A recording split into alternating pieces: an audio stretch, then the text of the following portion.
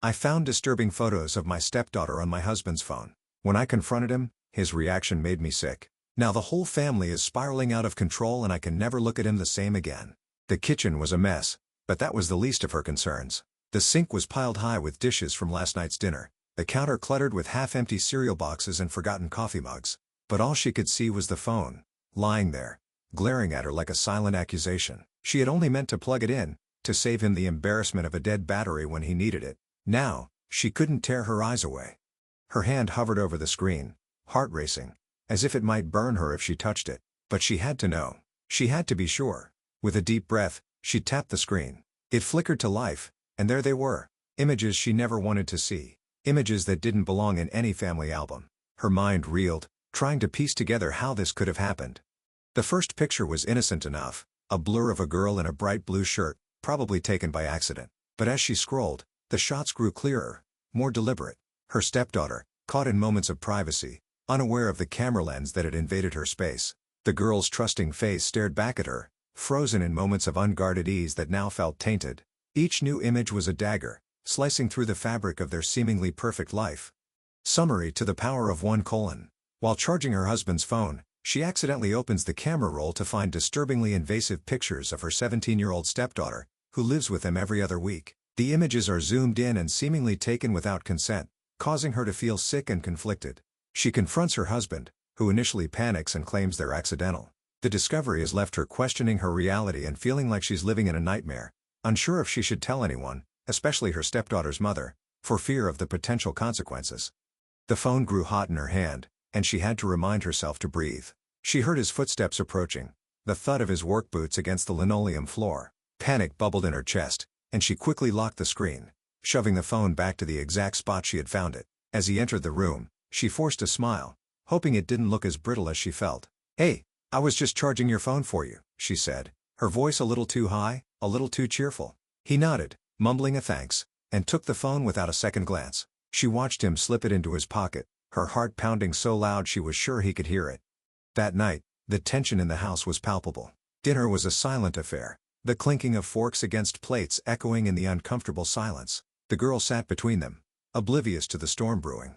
She talked about her school play, her voice a gentle melody that grated on her stepmother's nerves. After she had gone to her room, the woman couldn't stand it any longer.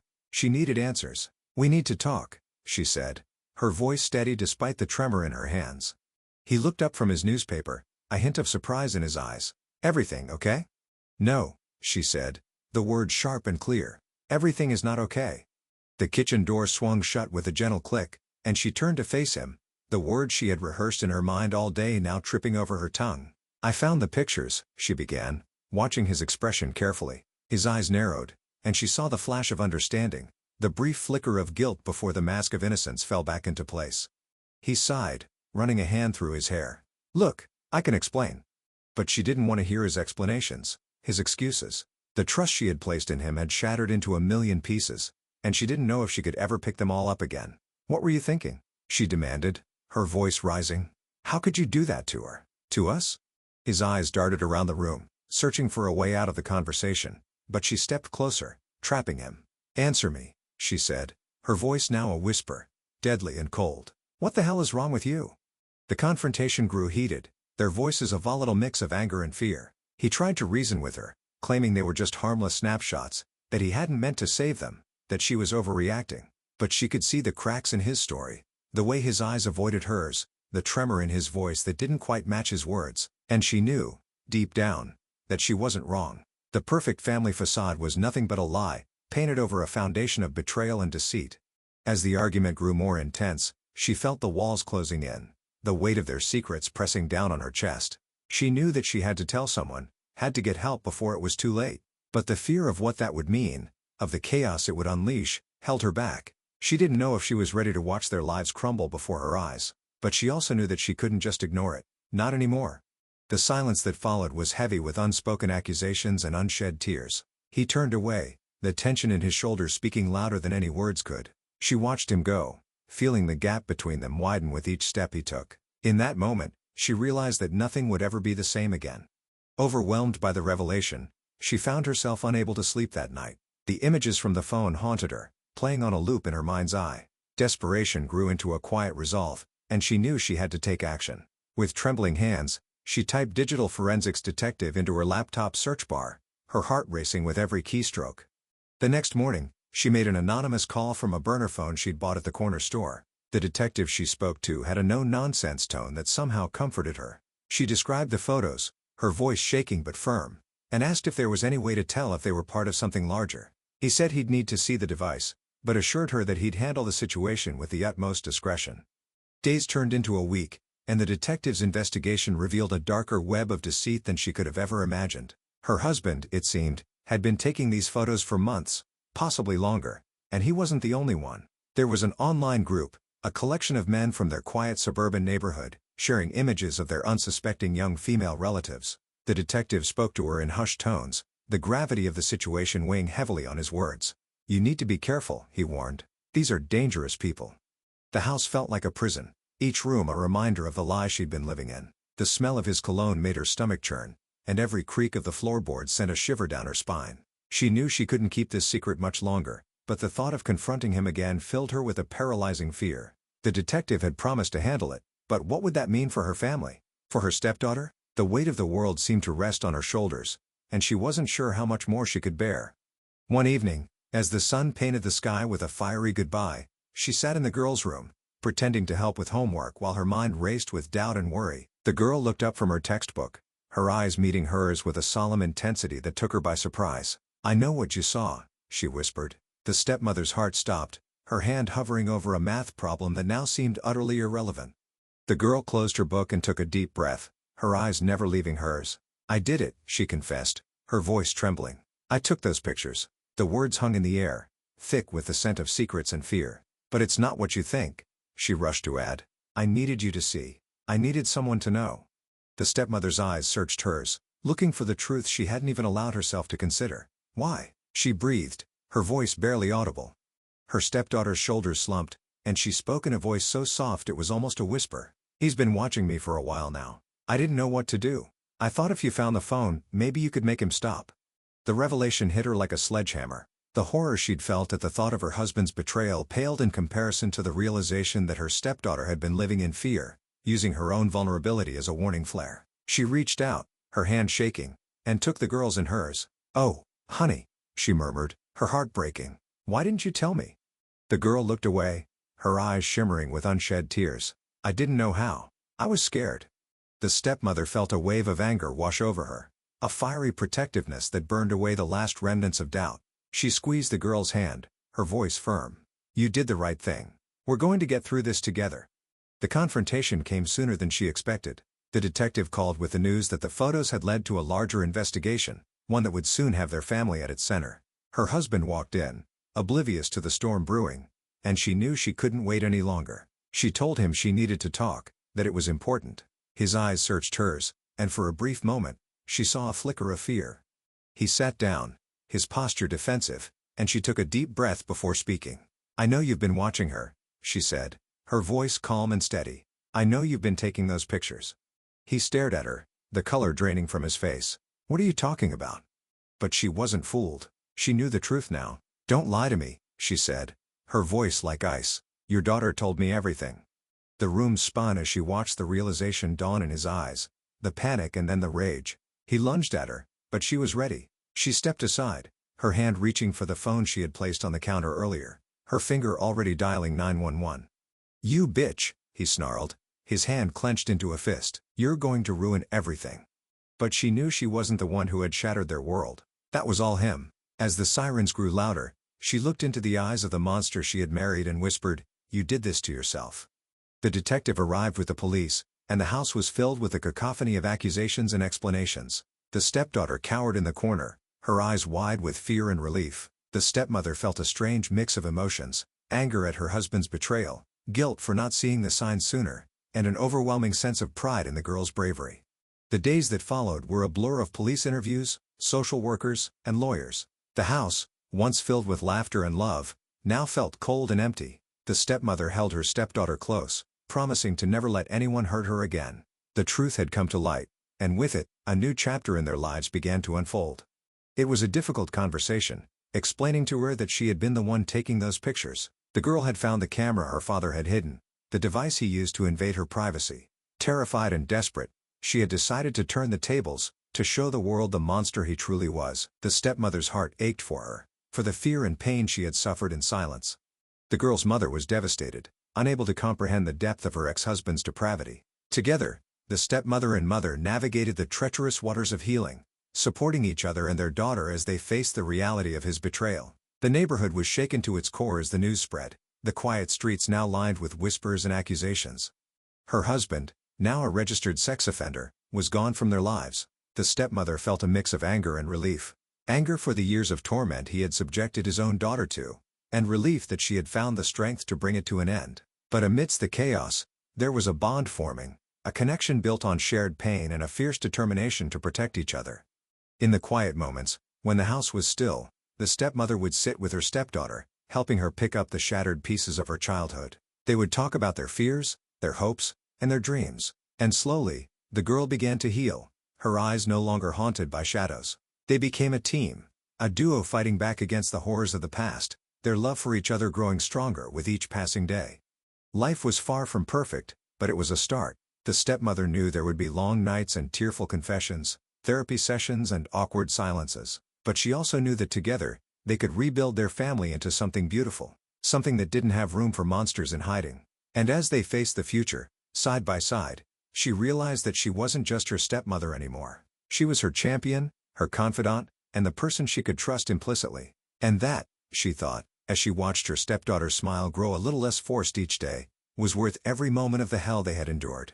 But fate had one more twist to throw into the mix. As the detective wrapped up his investigation, he called her, his voice tight with a tension she hadn't heard before. "Can we meet?" he asked. "There's something I need to tell you." Her heart raced as she agreed, her mind swirling with 100 possibilities. When she saw him sitting in the booth at the diner, his eyes met hers with a familiarity that went beyond his badge. And then it clicked. The detective was her brother, the one she had lost touch with years ago when their family had fallen apart, the one who had always been the voice of reason, the one who had sworn to protect her. The revelation was like a punch to the gut, leaving her breathless. The siblings sat in stunned silence for a moment, the air thick with a mix of relief and pain. "How did you?" she began, but he held up a hand to stop her. "It doesn't matter," he said, his eyes filled with understanding. "What matters is that we're here now." And with those words, she knew she wasn't alone. They talked for hours, sharing their stories, their fears, and their hopes for the future. They laughed at the absurdity of the situation and the twist that life had taken to bring them back together. And as they hugged, she felt a piece of her shattered world slip back into place. Together, they had the strength to face whatever came next. The following week, the detective came by the house with a box of his old things, mementos from their childhood that he had held on to all these years. The stepdaughter's eyes lit up at the sight of the old family photos, the shared history she had never known. And as they sat on the couch, looking through the memories, the stepmother felt something she hadn't felt in a long time: hope. Their relationship grew stronger as the weeks passed, their bond forged in the fires of adversity. They shared a silent promise to always be there for each other, to never let anyone harm the family they had become. The detective continued to check in, not just as her brother, but as a trusted ally in a world that had grown too dangerous for comfort. And with his help, they began the slow process of piecing together a new life. The stepmother knew that the path ahead was fraught with challenges, but she also knew that she had the strength of two families behind her now, her own, and the one she had chosen. They faced each day with courage, with the knowledge that no matter what the future held, they would face it together. And as they sat at the dinner table, the three of them, she couldn't help but feel a strange sense of peace. For the first time in what felt like an eternity, she knew they were safe. The detective's involvement in their lives didn't just stop the horror, it brought them closer together in a way she had never anticipated. His guidance and protection were a constant reassurance that she wasn't fighting this battle alone. And as they moved forward, she found comfort in the knowledge that she had not only a sister in arms, but a brother who would always have her back.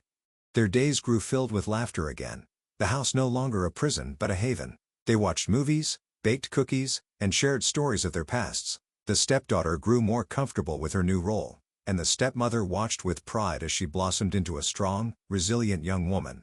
The detective became a regular at their dinner table, sharing stories from his job and offering a listening ear when things got tough.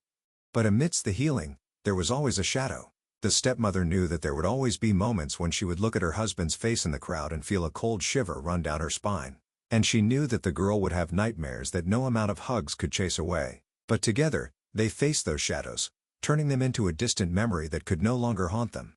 The detective's presence was a constant reminder of the world outside their bubble, of the danger that still lurked, but it was also a beacon of hope, a symbol of justice and protection. And as they grew stronger, the stepmother began to believe that maybe, just maybe, they could conquer anything. One evening, as they sat together in the living room, her stepdaughter curled up in a blanket, her brother leaned in close. "You're doing the right thing," he said, his voice gentle but firm. "You're giving her the voice she needs, the voice she's been denied for so long." The stepmother nodded, her eyes welling up with tears. "But what about us?" she whispered. "What happens to our family now?"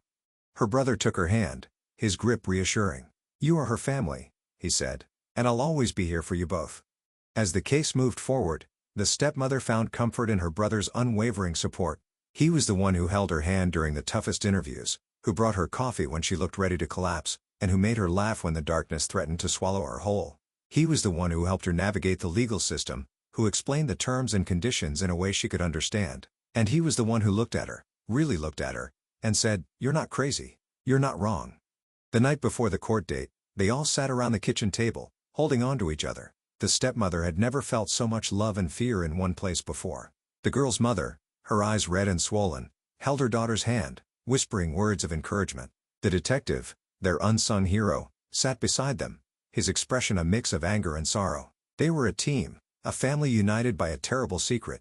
And when the day finally came, when they faced her husband in that cold, sterile courtroom, she knew she could do it. She could tell the truth without flinching, without giving in to the fear that had consumed her for so long, because she had her brother beside her daughter in her heart, and a future to fight for. The trial was a whirlwind of accusations and denials, of painful testimonies and heart-wrenching evidence, but through it all, she remained steadfast, her voice clear and strong. She told the jury about the photos, about the fear, about the manipulation. And when it was over, when the judge finally banged the gavel, declaring her husband guilty, she felt a weight lift from her shoulders. As they walked out of the courtroom, hand in hand, she looked into the eyes of her stepdaughter and her brother. They had won, but the battle had left its scars. Yet in the warmth of their embrace, she felt the beginnings of something new. A bond forged not just by blood, but by the fierce love that comes from fighting the darkest of battles together. Life would never be the same again, but in the end, she realized, it was a price worth paying for the truth. And as they stepped into the light, she knew that together, they could face whatever the future had in store. The detective, now not just a hero in her eyes but a piece of her very soul, promised to always be there, to help them navigate the stormy waters of recovery. And with that promise, she found the strength to breathe, to live, and maybe, just maybe, to love again. Their story didn't end in the courtroom. It was just the beginning of a new chapter. The stepdaughter's bravery had ignited a spark in their quiet community, one that soon grew into a raging fire. Other young women, some barely more than children, came forward with their own tales of abuse. The town that had once turned a blind eye was now forced to face the monsters in its midst. The stepmother watched in awe as her stepdaughter transformed from a scared, silent victim into a beacon of strength. She started speaking at local events, sharing her story with a poise and eloquence that belied her age. Her words resonated with those who had suffered in silence, giving them the courage to speak up. It was a powerful movement, one that shook the very foundation of their lives. And as more and more families came forward, the community began to change. Parents started having difficult conversations with their children, schools implemented new safety protocols, and neighborhood watch groups doubled in size. The whispers grew louder, turning into a roar that could no longer be ignored. Her stepdaughter's courage had become a catalyst for change, a call to arms against the predators who had hidden in plain sight for far too long. The stepmother felt a strange sense of pride and sorrow as she watched her stepdaughter stand tall, her voice a weapon against the darkness. And in the quiet moments, when the house was still and the weight of the world felt a little lighter, she knew that they had done the right thing. They had turned their private hell into a public battle cry, and in doing so, had given a voice to the voiceless. The detective, her brother, had become a fixture in their lives, a constant source of support and protection. His presence was a comfort, a reminder that she wasn't alone. But she knew that the real hero was the girl sitting across from her, her eyes filled with the wisdom of 1,000 lifetimes. And as they continued to rebuild their lives, she vowed to never let her forget it, to always hold her hand, to always listen, and to always stand by her side. The weeks turned into months, and the months into years. The stepmother watched her stepdaughter graduate from high school, go off to college, and eventually, start a family of her own. The scars remained, but they had become part of their shared history, a testament to their strength and resilience. The detective, now her brother once more, remained a devoted uncle, the children's laughter a balm to their wounded hearts. The community had changed, grown stronger in the face of adversity. They had turned their pain into power, their fear into action. And as they stood together, looking out at the horizon of their new lives, the stepmother felt a warmth spread through her. They had not just survived, they had triumphed. The monster was gone, and in his place was a legacy of hope, a beacon that shone for all those who had been lost in the dark. The house was no longer a prison but a home, filled with laughter and love. The shadows of the past had been banished, and in their place grew a garden of new beginnings. They had taken their tragedy and turned it into a warning, a lesson for others to learn from. And as they moved forward, hand in hand, she knew that their family, forged in fire, was unbreakable.